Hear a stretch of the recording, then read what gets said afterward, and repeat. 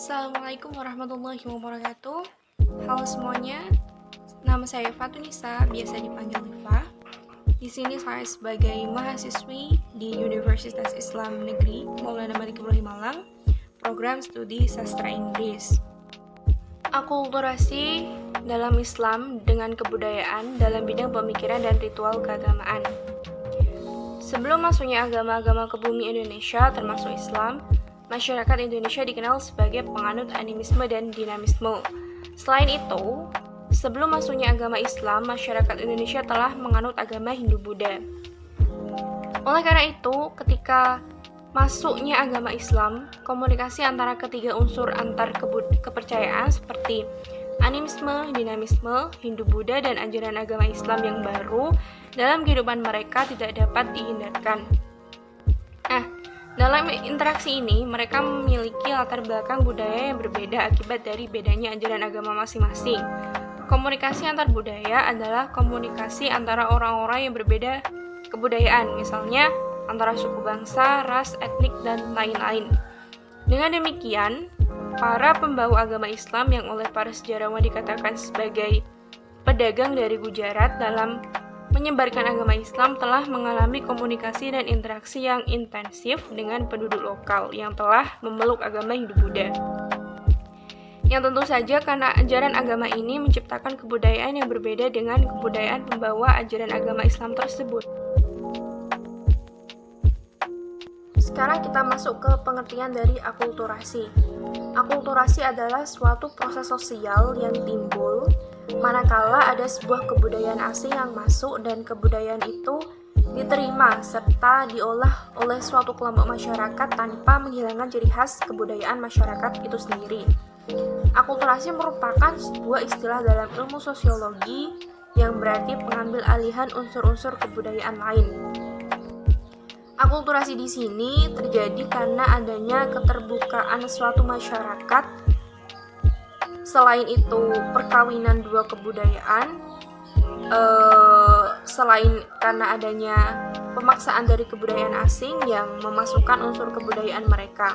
Selain dari kedua hal tersebut, akulturasi juga dapat terjadi karena beberapa hal, antara lain kontak dengan kebudayaan lain, sistem pendidikan yang maju, yang lebih maju, yang mengajarkan seseorang untuk lebih berpikir ilmiah dan objektif. Keinginan untuk maju, sikap mudah menerima hal-hal baru, dan toleransi terhadap perubahan. Contoh akulturasi dalam bidang kesenian adalah Masjid Menara Kudus, yaitu hasil akulturasi dari agama Hindu dan Islam. Selain itu juga ada pewayangan di daerah Jawa dan sekitarnya yang mengangkat cerita Ramayana dan Mahabharata yang merupakan wujud akulturasi dari kebudayaan antara Hindu-Buddha di bidang kesenian. Kita masuk ke akulturasi dalam bidang pemikiran. Di antaranya di sini saya akan paparkan dua tokoh yang mungkin sudah familiar di telinga kita. Pertama yaitu Nuruddin Ar-Raniri. Beliau adalah salah satu pejuang yang menyebarkan agama Islam di Aceh. Nama lengkap beliau adalah Nuruddin bin Ali bin Hasan bin Muhammad Hamid. Beliau hidup pada abad ke-17. Beliau datang ke Aceh pada tahun 1654. Beliau juga berperan penting saat berhasil memimpin ulama Aceh menghancurkan ajaran tasawuf falsafinya Hamzah Al-Fansuri yang dikhawatirkan dapat merusak akidah umat Islam awam terutama yang baru memeluknya. Tasawuf falsafi berasal dari ajaran Al-Hallaj, Ibnu Arabi, dan Suhrawardi yang khas dengan doktrin Wahdatul Wujud atau menyatunya kewujudan, di mana sewaktu dalam keadaan syukur atau mabuk dalam kecintaan kepada Allah Ta'ala dan fana fillah atau hilang bersama Allah, seorang wali itu mungkin mengeluarkan kata-kata yang lahiriahnya sesat atau menyimpang dari syariat Islam. Tasawuf falsafi diperkenalkan di Nusantara oleh Fansuri dan Syekh Siti Jenar. Syekh Siti Jenar kemudian dieksekusi mati oleh Dewan Wali atau Wali Songo. Ini adalah hukuman yang disepakati bagi pelanggaran syariat, manakala hakikatnya hanya Allah yang dapat mengetahui. Yang tokoh kedua adalah Mangkunegoro IV.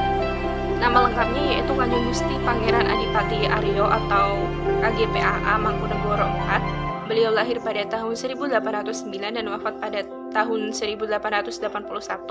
Adapun di antara pemikirannya, terutama dalam karangannya yang terkenal yaitu Wedatama atau pengetahuan yang utama yang berisi ulang atau ajaran. Berisi 6 ajaran, yaitu pertama adalah mencari dan menuntut ilmu lahir batin agar hidup dan kehidupannya tidak mengalami kerusakan. Kedua adalah menempa jiwa dan melaksanakan agama dengan tuntutan para wali atau para ahli. Ketiga yaitu ilmu yang benar tidak selalu bersemayam pada orang yang lansia atau muda.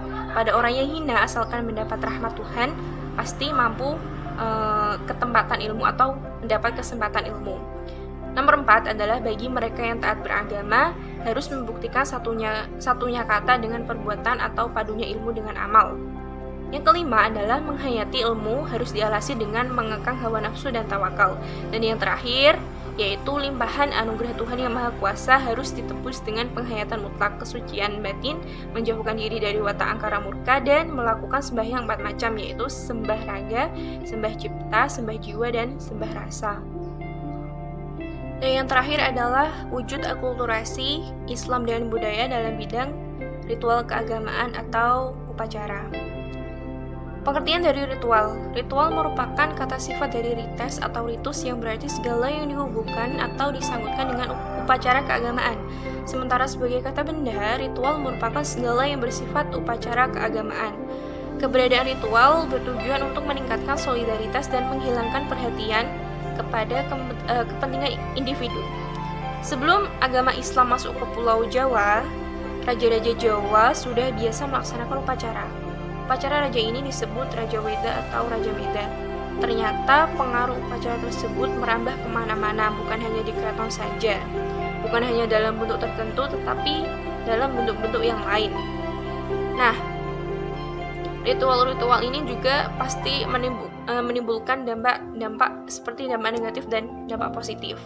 Di antara dampak negatif dari ritual sendiri adalah pertama, ritual cenderung untuk sebagai atau pengganti agama. Orang hanya mengikuti ritual tanpa tahu dan menghayati keimanan dan perkembangan kerohanian dengan baik.